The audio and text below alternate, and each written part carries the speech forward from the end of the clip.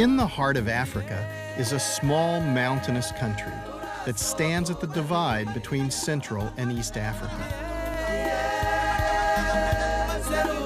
A country of astonishing natural beauty and biodiversity, but one where the past contains great sadness.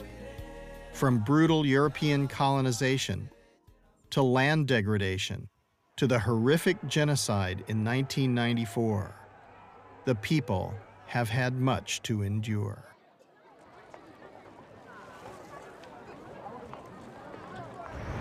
Now, Rwanda is modernizing, at a time when many of its neighbors in East Africa are facing the threat of famine, and the world has recognized that human impact is negatively affecting the Earth's climate. We believe that the responsibility of each nation to find the best ways to adapt, to adjust, to find solutions that don't compromise the sustainable development we are looking forward to. And this is what we chose as Rwanda as we decided to elaborate our national strategy on climate change and low carbon development. So we assessed the economic impact of this climate change, and we came up with figures. And those figures were so instructive, so helpful for policymakers. And from this assessment, we decided we cannot wait. This is why you have been developing this climate change, this strategy for climate change adaptation and low carbon growth for Rwanda. Challenged by climate variability, extreme weather events, dependency on imported oil, population growth, and regional food shortages. Nevertheless, Rwanda is emerging. The country is developing its institutional base and legal frameworks, and the economy is growing at one of the fastest rates in the world. We've come to Rwanda to observe as this country develops its national strategy and to document the steps the government and the people of Rwanda are employing to move beyond the tragedies of the past, to simultaneously develop the economy and address the challenges of climate change.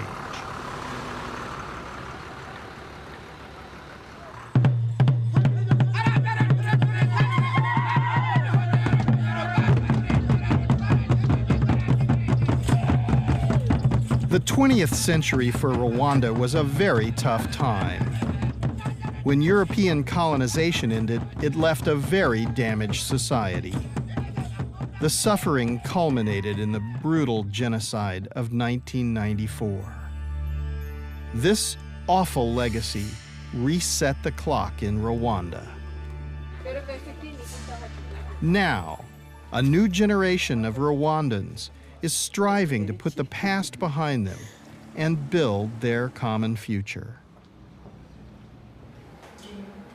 In a notable process, various Rwandan government ministries collectively expressed an integrated vision of how the country can continue to grow its economy while simultaneously strengthening its resilience to climatic and economic shocks. Among the lowest per capita emitters of greenhouse gases in the world, Rwandans clearly can't be blamed for causing climate change. But like everyone else on Earth, they're vulnerable.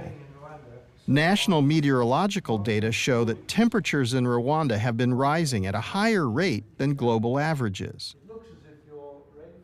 In a series of far-reaching decisions, Rwanda has connected its development together with restoring its ecology and increasing resilience to climate change. For the vast majority of Rwandans, this means replacing destructive traditional agricultural techniques with more sustainable methods, and for some, leaving agriculture altogether. Although Rwanda has traditionally been blessed with abundant rainfall and fertile volcanic soils, it also has one of the highest population densities in the world. This puts enormous pressure on scarce land resources. Look at what happens in Africa. Desertification is increasing, mostly because people are really scrambling for whatever possibility there is to produce food, including going into lands that we shouldn't be going into. We are going into marginal areas that we shouldn't be going into because people need food.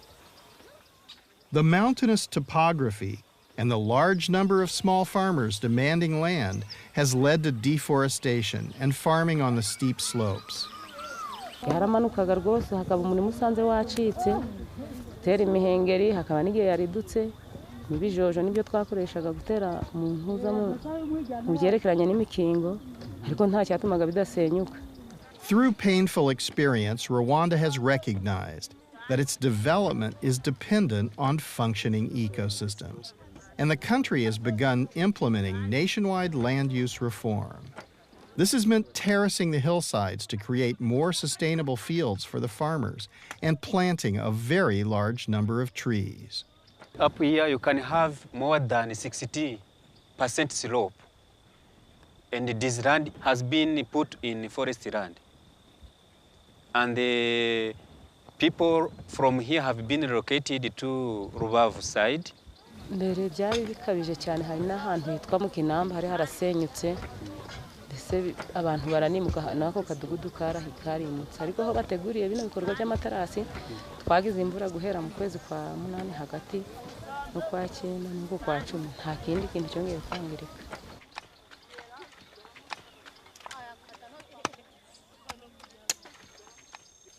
Rwandan tea is one of the country's biggest export crops. Josepha works in one of the largest tea plantations. Nyine nzabyuka nje nihumure ngende nje mu kazi hanyuma dusorome tupikinge tujya gupima nitumara gupima nyine dusubiremo twongere tujya gupima hanyuma nanone dusorome nitumara gusoroma dupime dutaha. It's a pretty hard life.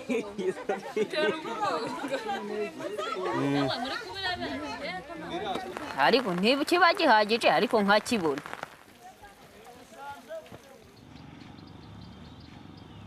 Reform in Rwanda has also included institutional development and the strengthening of legal rights.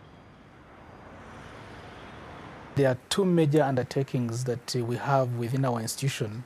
One, which was the development of the National Land Use Master Plan. The other major program is the land registration program. We also believe that with the registration of land, people get security of tenure. From the results we've got from the pilot, there's a positive indication that with secure tenure, people are able to invest more and care better for their land.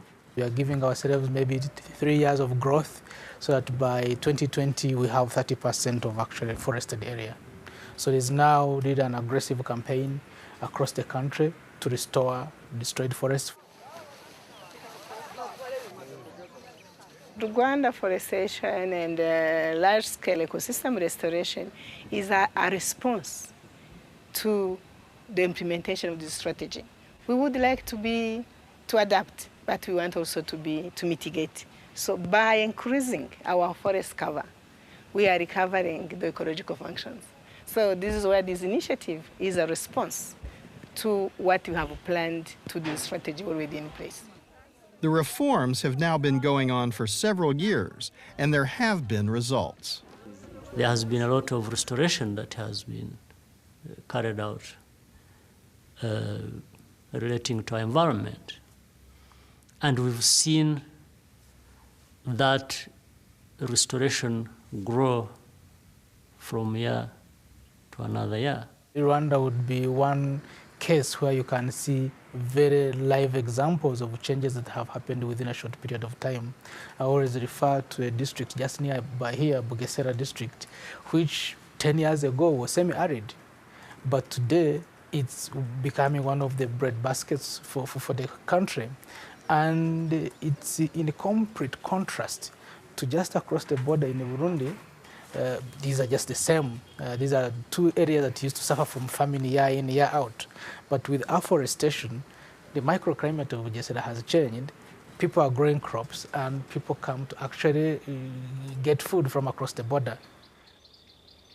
But in order to ensure that the land won't be degraded again, the causes of the degradation must be addressed. Approximately 80% of the Rwandan people make their living as small farmers or farm workers. The primary source of energy for them has been firewood or charcoal, and this has traditionally contributed to deforestation. Transitioning away from burning biomass to a cleaner and more sustainable energy source is central to Rwanda's future.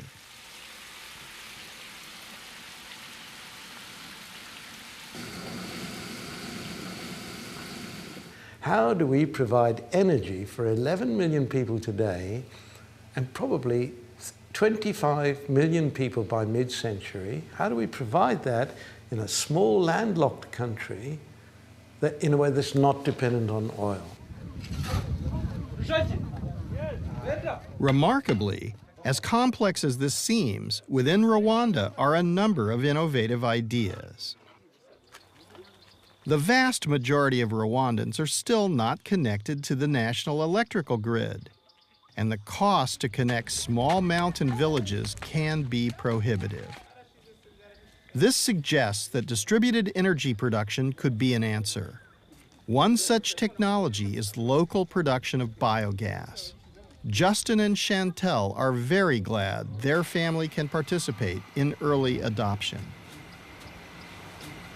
nkaba mfite biogaz, nkaba mfite amashanyarazi ya sola, nta peteroli njya kugura, abana ntibakijya gutashya inkwi, abana bo batatu mfite ku ishuri baraza bakigira kugura amatara ya sola.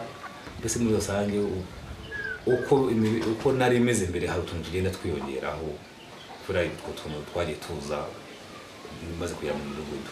Mbere ntaratura mu mudugudu ntacyo nari mfite. Ibyiza bya biogaze ubu ngubu nta nubwo njya mu ishyamba n'abana nta nubwo bajya mu ishyamba, ubu rwose neka kuri biogaze nta kibazo. Another distributed energy source that benefits from Rwanda's unique geographical characteristics is micro-hydropower. Zikora abantu mu bwigunge, niba abantu baracanaga bakoresheje peteroli n'udutara tw'udutodowa, ibyo bivaho bagacana umuriro w'amashanyarazi mwiza, abanyeshuri bakabasha kuba bakora amayetide ku bigo by'abanyeshuri, hanyuma ubucuruzi bukaba bwagenda neza, amabanki akaba yagira umuriro uhagije, hopitali nayo ikaba yakoresha ibyuma byayo, hanyuma mu buryo nk'ubwo kandi usanga nanone byinjiriza nkatwe nk'abatekinisiye tujya inyungu ko natwe tubasha kubona amafaranga tubeshaho cyane ko ari byo tuba twarize. Not everyone in Rwanda is a subsistence farmer, and more young people are getting an education. And more people are expected to move into non-agricultural livelihoods and into the city.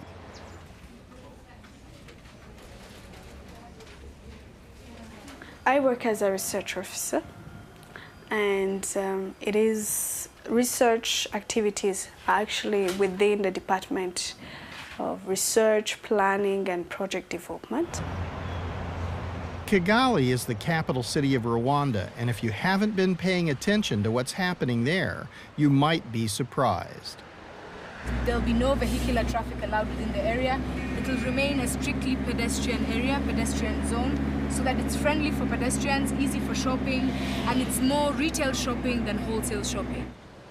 Considering where the country is coming from, this type of planning reflects an extraordinary level of vision. But given the growth projections, it may be required. The city of Kigali today is 1 million people, the population. By mid-century, it's going to be around 5 million people. We today have the opportunity to manage that expansion of the population in a way that focuses down on sustainability from its very beginning. In this 10 hectares, we are developing plots of an average of about 4,000 square meters. And on these 4,000 square meters, we are developing mixed-use developments, but mainly commercial and retail. And then with a touch of probably slightly high-end residential housing so that it complements the central business district. The marshland is also going to be redeveloped or revitalized. So if there's any construction or any development that is done, there are certain buffer areas that we have to provide.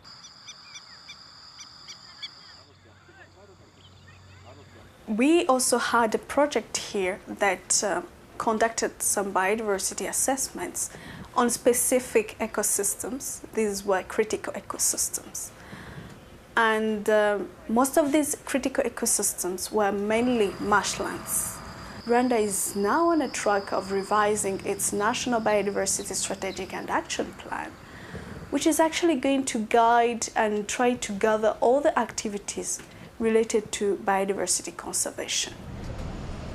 These ambitions require a huge amount of energy, and biogas and microhydro won't be enough.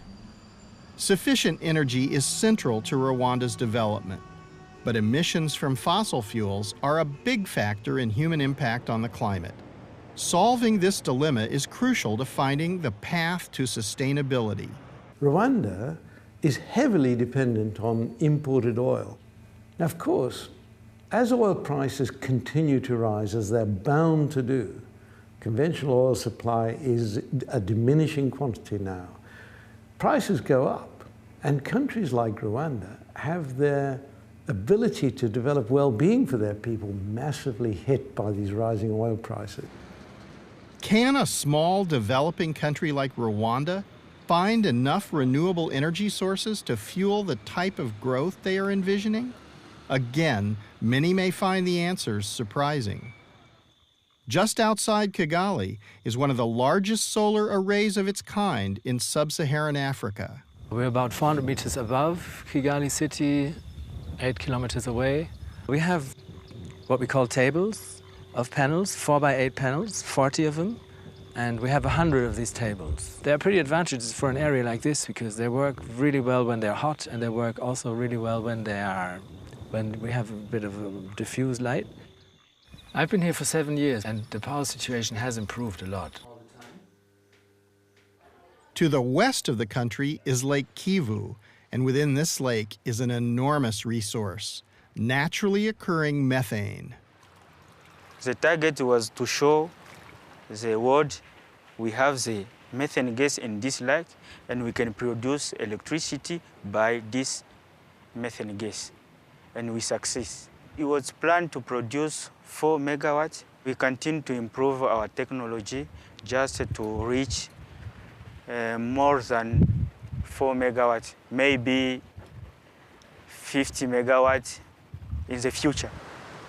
Rwanda is also well positioned to use relatively large-scale hydropower to feed its central grid. And that's not all. Biogas, mini hydro, solar, natural methane deposits, and large hydro are all part of a compelling sustainable energy mix. But as important as these options are, the really big opportunity for Rwanda may be something entirely different. Geothermal energy. We intend to drill 3 geothermal wells. If they are successful, then we are going to build a power plant of 10 megawatts as a proof of concept to use to attract foreign investment and private sector participation in the power sector in Rwanda in geothermal development. We hope to generate up to 300 megawatts of power from geothermal resources. This is within the next 7 years. If Rwanda can solve the energy conundrum and free itself from the petroleum economy, then it will have achieved something that many developed countries have so far been unable to accomplish. And perhaps its other ambitious plans are not impossible. We can design Kigali now in a way that optimizes development into the future. I think that's the key. Leapfrog into a sustainable future rather than going through the painful development process that we in the developed world went through. To help themselves to control their destiny, they're crunching the numbers. We measure so many things, economic and social. Economic indicators, we have things like inflation. We can see food prices. We can see non-food prices. We can see economic growth. In the social context, we measure everything from living conditions, we measure poverty, we measure household characteristics, housing, we measure what energy is used. Rwanda does not exist in isolation. It is surrounded by many neighbors, all of them larger than Rwanda. Anything that happens in the neighboring countries affect us directly. For example, if we have poor harvests in the neighboring countries because of droughts, it affects us directly. We see our production going to those countries, and where we thought we had enough, it's not enough anymore.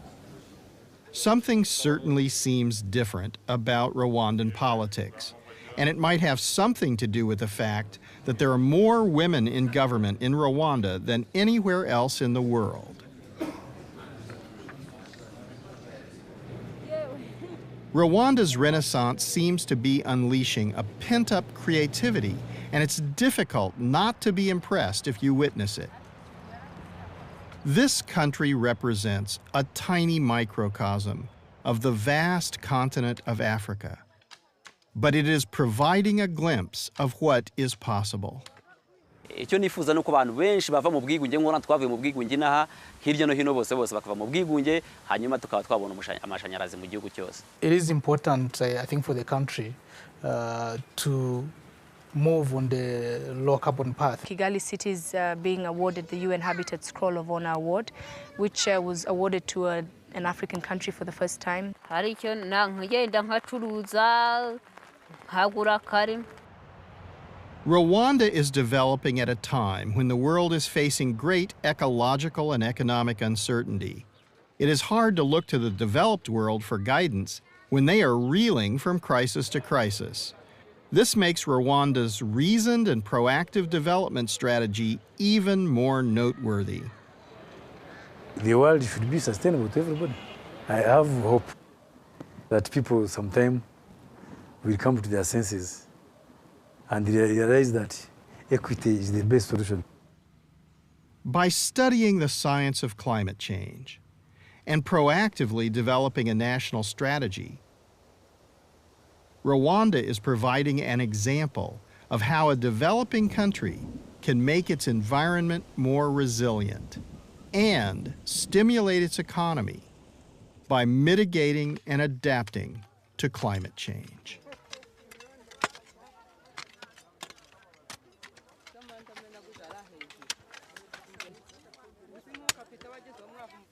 Is a common interest. We may be different in terms of levels of prosperity and all kinds of things, but in the end, the interest to reverse or to prevent the damage caused by climate change should bring us together, and together we can really do a lot.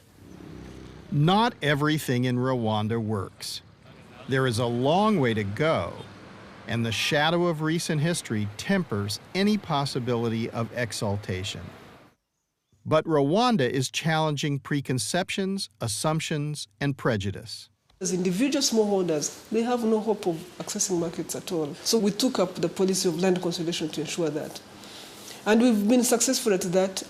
We started it 4 years ago, and we as Rwanda now, today, we are very proud to say we are food secure. I think we can all have hope, yes. Out of this disaster is emerging a quite remarkable society. We want to see international cooperation on climate change become effective. We are set to tap the opportunities that are there in terms of increasing our adaptive capacity.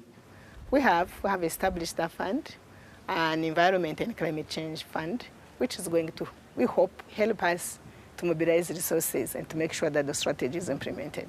Preserving our environment, managing properly issues relating to climate change is really everybody's business. It should involve everybody. If it works here in Rwanda, it can work anywhere else.